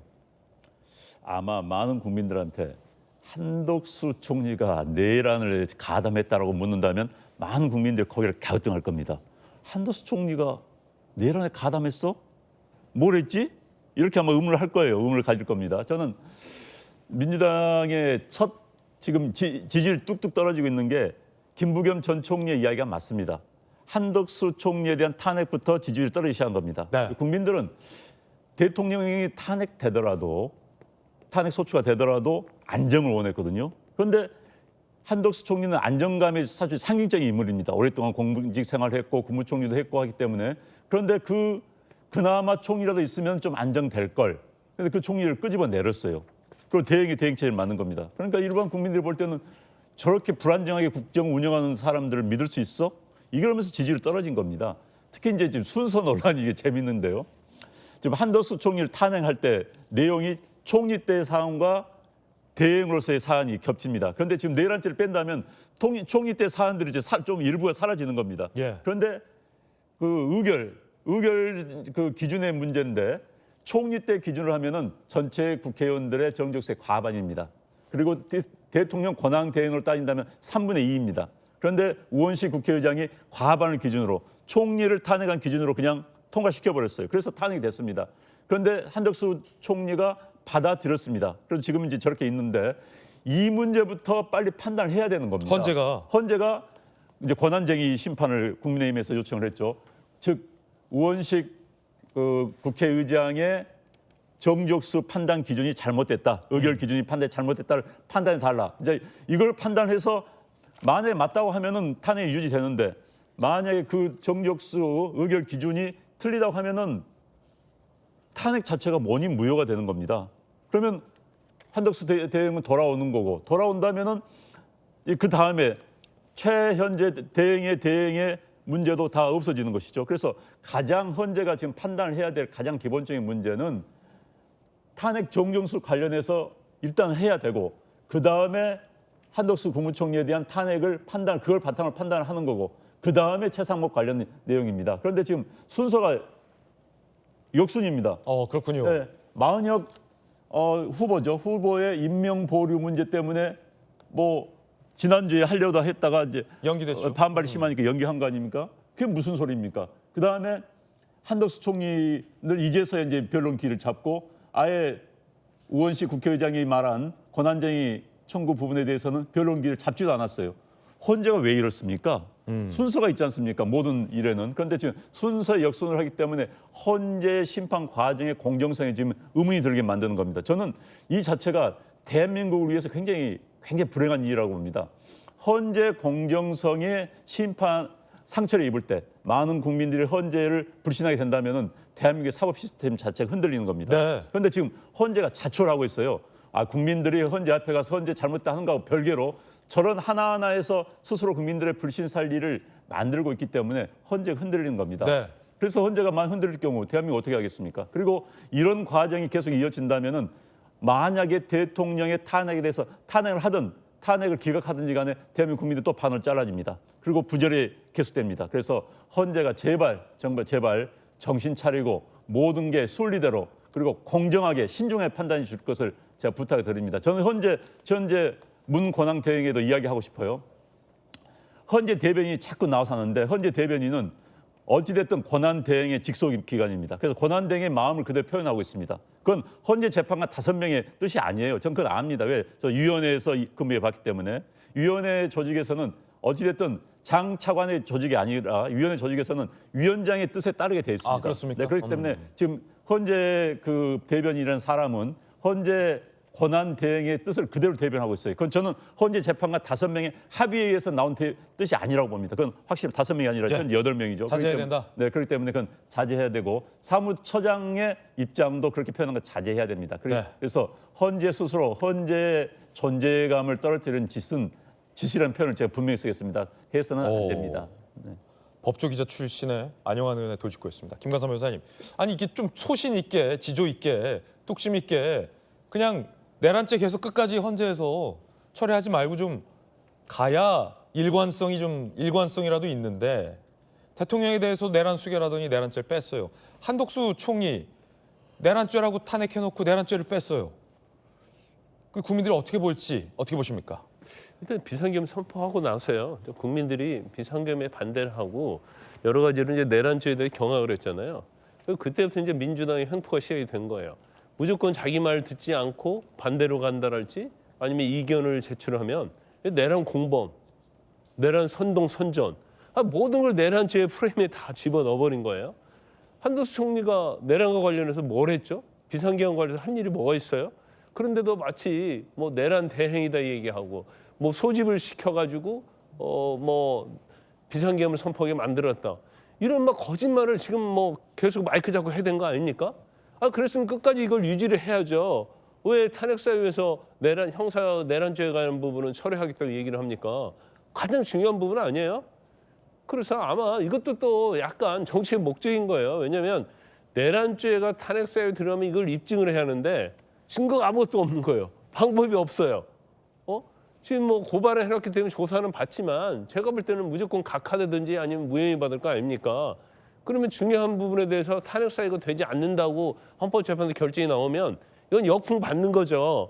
그러니까 탄핵 심판을 절차할지 아니면 나중에 이게 탄핵 사유가 아니다고 하면서 기각이 나오게 되면 이제 문제가 되니까 이제 와서 딱 그 부분은 발 빼고 다른 부분을 해달라고. 제가 볼 때는 한덕수 총리가 물론 일부 헌법재판관 임명 안 하고 그런 것은 헌법에 어떤 위반이 되냐 안 되냐 그 해당이 될 수 있는 여지는 있어요.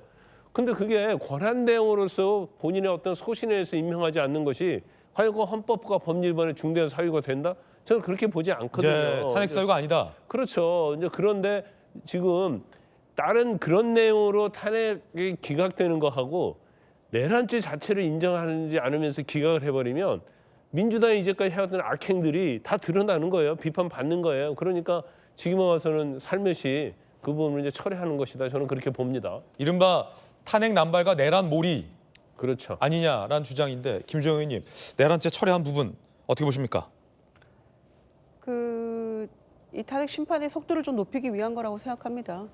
그 한덕수 총리에 대한 그리고 실제로 한 총리도 국무회의가 이게 엉망이었다라는 것을 본인이 스스로 얘기를 한 바가 있기 때문에 그 부분에 대한 거는 명확히 따져봐야 될 필요가 있는 것이기 때문에 이거는 뭐 형사재판에서 따져볼 문제인 것 같고요. 제일 중요한 부분은 이제 헌법재판관 임명 그 부분인 것 같아요. 저는 이제 뭐 김부겸 전 총리도 이 부분에 대해서 뭐 그 한 총리 탄핵 이 부분에 대해서 좀 성급했다 얘기를 하고 있는데 저는 그렇지 않다고 생각합니다. 네. 만약에 한 총리를 탄핵하지 않았으면 뭐 최상목 대행이 뭐 정확하게 그러면 그 뜻과 반해서 재판관을 임명할 것이냐 안 할 것이냐는 우리가 알 수 없는 상황에서 일단 탄핵이 이루어졌습니다만 한 총리에 대해서 아마 그 여야 합의를 계속해서 고집하면서 지금까지 왔다고 하면 아마 아직도 헌재는 6인 체제로 진행이 됐을 거라고 생각합니다. 그러면 피청구인 측에서 적법 절차에 따른 어떤 이 진행 과정도 다 하나하나 문제 삼고 시비 걸고 이렇게 하고 있는데, 그리고 심지어는 재판관에 대한 공격까지, 또 지난번 5차 변론 기일에서 어떻게 했습니까? 변호인들이 재판부를 향해서 이념과 소신 뭐 이거 다 제외하고 어떻게 하라고까지 훈계하지 않았습니까? 완전히 모욕이었죠. 아나무인이고. 이제 그런 양상과 태도를 보이고 있는데, 아마 그래서 헌재에서도 구인 체제를 빨리 만드는 것이 가장 우선이고 시비거리를 없애는 게 급선무다. 헌재가 이 우선순위를 정하고 하는 것은 시급성과 중대성에 비추어서 헌재의 권한 아닙니까? 정하는 것은. 헌법학자들 말에 따르면 10년 걸리는 건도 있다고 얘기를 합니다. 그러니까 이것까지를 전부 다 하나하나를 다 비난하고 비판하고 재판관에 대해서 이제 비판하고 공격하고 네. 이런 모습들을 봤을 때 저는 좀 속도를 올려야 되겠다라는 것이 이제 그 국회의 판단이라고 생각합니다. 네. 근데 그 성춘 부의장님, 속도 때문에 국무위원을 탄핵하면 안 되는 거잖아요. 헌법과 법률 위반이 있을 때만 탄핵을 해야 되는 거고, 그것이 탄핵의 기준인데, 내란이라는 것이 바로 그 헌법과 법률 위반의 기준점이었잖아요. 그런데 편의상 탄핵 소추를 위해서 내란을 넣었다가 편의상 빨리 한덕수 탄핵 결과를 앞당기기 위해서 내란을 뺀다. 대통령에 대한 탄핵은 뭐 그럴 수 있다 쳐도 한덕수 권한대행에 대해서는 헌재가 탄핵 심리조차 제대로 안 하고 있는데 속도를 빨리 낸다라는 것도 좀 설명되기 좀 부족한 부분도 있거든요. 일단 너무 편의주의적 발상 아닙니까? 근데 대통령 때 내란죄를 뺀 것과 대통령의 탄핵 소추 안에서 그 한덕수 국무총리의 탄핵 소추에서 내란죄를 뺀 이거 약간 다른 게 있습니다. 뭐냐면 대통령 때는 그때 좀 서둘러서 작성한 부분이 있어서 거기에 형법상으로 따져야 된다는 걸 넣었다가 뺀 거죠. 그거는 이제 그 당시 논의를 했던 부분이고, 한덕수 총리의 탄핵 소추 안에는 애초에 형법상으로 따지자는 얘기가 들어가 있지는 않았습니다. 근데 내란 행위가 들어가 있기 때문에 이것은 한 번 더 확인하는 차원에서 이거는 그 우리가 형법상으로 따지는 것이 아니라 위헌적 요소만 따지는 거란 거를 재차 확인한 건데요. 그런 것들이 뭔가 또 대통령의 전례가 있다 보니까 또 똑같이 이거 내란죄 뺀 거 아니야라고 느껴질 수 있죠. 그래서 왜냐면은 그 당시에 대통령의 탄핵 소추 안에 좀 성급하게 내란죄 형법상의 내용을 넣었기 때문에 비판을 받았었고, 그래서 한덕수 권한대행 탄핵 소추안을 작성할 때는 그걸 빼고 넣었어요. 근데 그거를 제가 그 헌법재판소에서 이거 변론기를 시작하기 전에 이제 한덕수 측 변호인 측에서는 빠르게 해달라는 요청, 그리고 국회 측에서는 그러면 우리 다시 한번 확인하지만 내란죄에 대한 형법상의 내용이 아닌 그 위헌적인 부분만 다루다는 걸 다시 한번 확인한다, 이렇게 얘기를 한 거거든요. 근데 이런 것들이 이제 내란죄 또 뺀 거 아니냐는 비판적 그 언론인 보도나 이런 것들이 나올 수 있는 상황이 된 건데, 이건 조금 들여다 보면은 애초에 원래 내란 죄 부분은 빠져 있었다라는 걸 저는 말씀을 드리고, 근데 말씀하신 것처럼 또 이거 속도를 위해서 이거 뺀다, 아니면 속도를 위해서 확인한다, 이건 또 적절한가? 글쎄요, 뭐 국민들이 보실 때는 지금 사실 국민의힘 측에서도 한덕수 권한대행에 대한 탄핵 심판을 먼저 해야 된다고 주장하지 않았습니까? 그런 차원에서 좀 빨리 진행될 수 있는 뭐 절차적 이런 편리함을 추구하는 것이 뭐 마냥 비난받을 만한 일인가? 저는 그런 차원에서는 이 내용을 좀 복잡하게 얽혀 있기 때문에 사람들이 대통령과 똑같이 뺀 거 아니냐고 비판을 할 수는 있지만 그건 아니라는 말씀을 좀 드리고 싶습니다. 네. 선호의 차이는 있지만 어쨌든 탄핵 소추했을 때 형사적 내란죄를 넣었냐, 아니면 탄핵 소추했을 때부터 형법적인 내란죄를 안 뺀 채 소추했느냐의 차이인데, 결국은 탄핵을 하겠다고 했을 때 내란죄를 언급했다가 헌재에 내란죄를 묻지 않겠다는 건 같군요. 황교안 전 총리가 변호인단에 합류했군요. 화면으로 지금 생중계로 들어오고 있는 모습도 보이고 있습니다. 자, 조금 전 헌재에서 심리가 시작된 모습 저희가 촬영해서 전해드리고 있습니다. 뜨거운 소식 함께하고 있습니다. 두 가지 준비했습니다. 함께 보시죠. 첫 번째 소식. 문다혜 씨가 불구속 기소가 됐습니다. 자, 어떤 혐의로 불구속 기소됐는지 보시죠. 여러 가지 논란이 많았었는데 좀 정리가 됐을까요? 정리가 이렇게 됐군요. 도로교통법 위반과 공중위생관리법 위반 두 가지 혐의 모두 다 불구속 기소가 됐습니다. 음주운전 사고를 낸 것, 도로교통법 위반, 그리고 영등포 제주에서 불법 숙박업을 운영한 혐의로 불구속 기소가 됐고요. 위험운전 치상 혐의는 제외가 됐습니다. 자, 그럼 위험운전 치상 혐의는 왜 빠졌을까? 택시기사가 상해 진단서를 제출하지 않았고 합의가 됐다라는 것이 위험운전치상에서 혐의가 제외된 겁니다. 원래 진단서 제출하지 않고 합의하면 치상죄는 빼기도 합니다. 자, 문대희 씨의 지난해 10월 발언 한번 들어보시죠.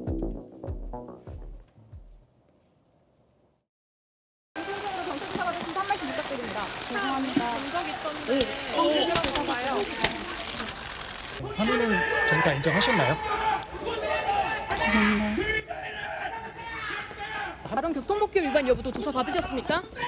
죄송합니다. 음주운전은 어떻게 하게 되신 건가요? 왜 하신 건가요? 죄송합니다. 피해자와 합의서 제출했습니까?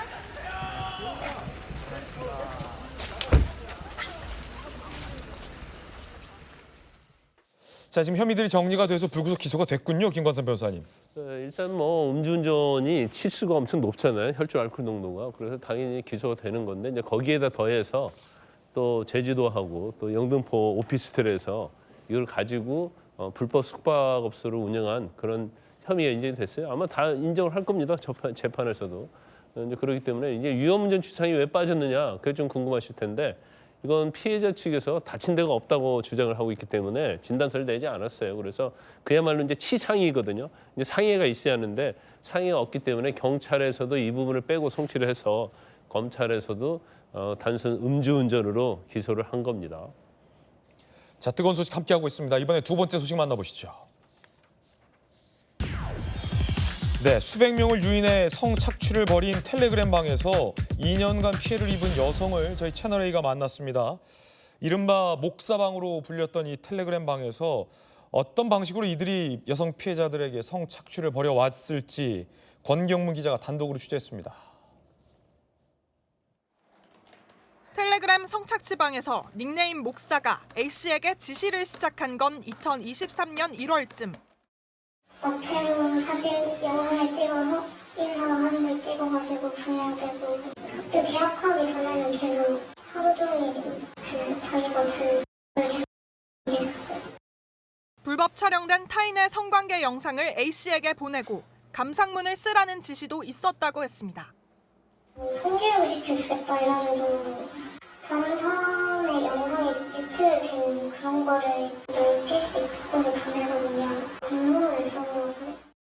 성착취 대화방에서 벗어나는 이른바 졸업을 하려면 성관계를 가져야 했는데 만족스럽지 않았다며 추가 성관계를 요구받았다고 증언합니다. 8점으로 졸업을 시켰었던 걸로 알거든요. 10점 만점을 제가 8점이라고 얘기를 했었는데 근데 그냥 막 퇴직 잡으면서 별로 마음에 안 든다고. 목사는 잡혔지만 고통은 계속되고 있습니다. 꿈에는 진짜 자주 나오고 뭔가 아직도 연락을 보내야 될 것 같고 누가 갑자기 연락이 오면 그 사람인가 싶어서 무섭고. 채널A 뉴스 권경문입니다. 자, 이들의 범행 수법 분석해봤습니다. 함께 보시죠. 성착취, 나치 사진 촬영 및 전송 등 가학적 행위를 요구했고요. 협박, 지시에 응하지 않을 시 신상 등을 박제하거나 유포하겠다라고 협박을 했습니다. 심리적 지배, 아침 기상, 1시간 간격 일상 보고, 일기 쓰기 등 강요하며 일거수일투족을 감시해왔다고 합니다. 성폭력, 총책 A씨가 여성 피해자 10명 성폭행 및 촬영까지 했고요. 그걸 빌미로 다시 협박까지 이어졌습니다. 조직원 간 성폭력도 지시했고 서로 구타하는 등의 학대까지 벌였습니다. 미성년 포함된 피해자들이 234명이요. 김유정 의원님 안타깝습니다. 끔찍한 일이군요. 너무 충격적이네요. 예. 그래서 그 피해자들이 계속 신고를 못하고 네. 계속 두려움과 협박하고 이러니까 그랬는데 나중에는 다 이렇게 얘기하더라고요. 초기에 신고했어야 됐다. 네. 계속 누적되고 또 본인과 관련된 이런 또 영상이나 이런 것 사진들이 자꾸만 누적이 되잖아요. 그거를 뭐 다 퍼뜨리겠다고 얘기하고 있는 거 아닙니까? 그 피해자의 SNS를 통해서 친구들이나 팔로워들에게 다 유포하겠다 이렇게 하기 때문에 초기에 좀 두려워하지 말고 신고해야 된다 이런 전문가들의 조언이 있더라고요. 그러나 이 수법이나 이런 것들이 너무 잔인하고 뭐 말로 표현할 수가 없네요. 악마 같은 짓이기 때문에 그리고 뭐 30대 초반이잖아요. 이 방 주인이 소위. 그래서 영화에서 뭐 이름을 따서 본인 목사방 이렇게 이름을 지었다고 하는데 뭐 상상하기도 어려운 일인데 여전히 이 사이버 성폭력 문제를 더 번져가고 있고 이게 좀처럼 사그러들지 않는 이 부분에 대한 국회 차원의 대책도 좀 더 강화돼야 될 예. 것 같습니다. 예. 네. 참 이 과학 기술을 악용해서 끔찍한 범죄를 만들어냈군요. 저희들은 6초 광고 보고 돌아오겠습니다. 잠시 후에 뵙죠. 오늘 저희가 준비한 소식 모두 다 전해드렸습니다. 아래의 주소에서 잠시 후 김진의 더 라방 시작됩니다. 오늘 못다한 이야기 최고의 전문가들과 함께 이어가겠습니다. 잠시 후에 뵙겠습니다. 오늘 하루는 분명 어제보다 나을 겁니다. 좋은 하루 되십시오. 고맙습니다.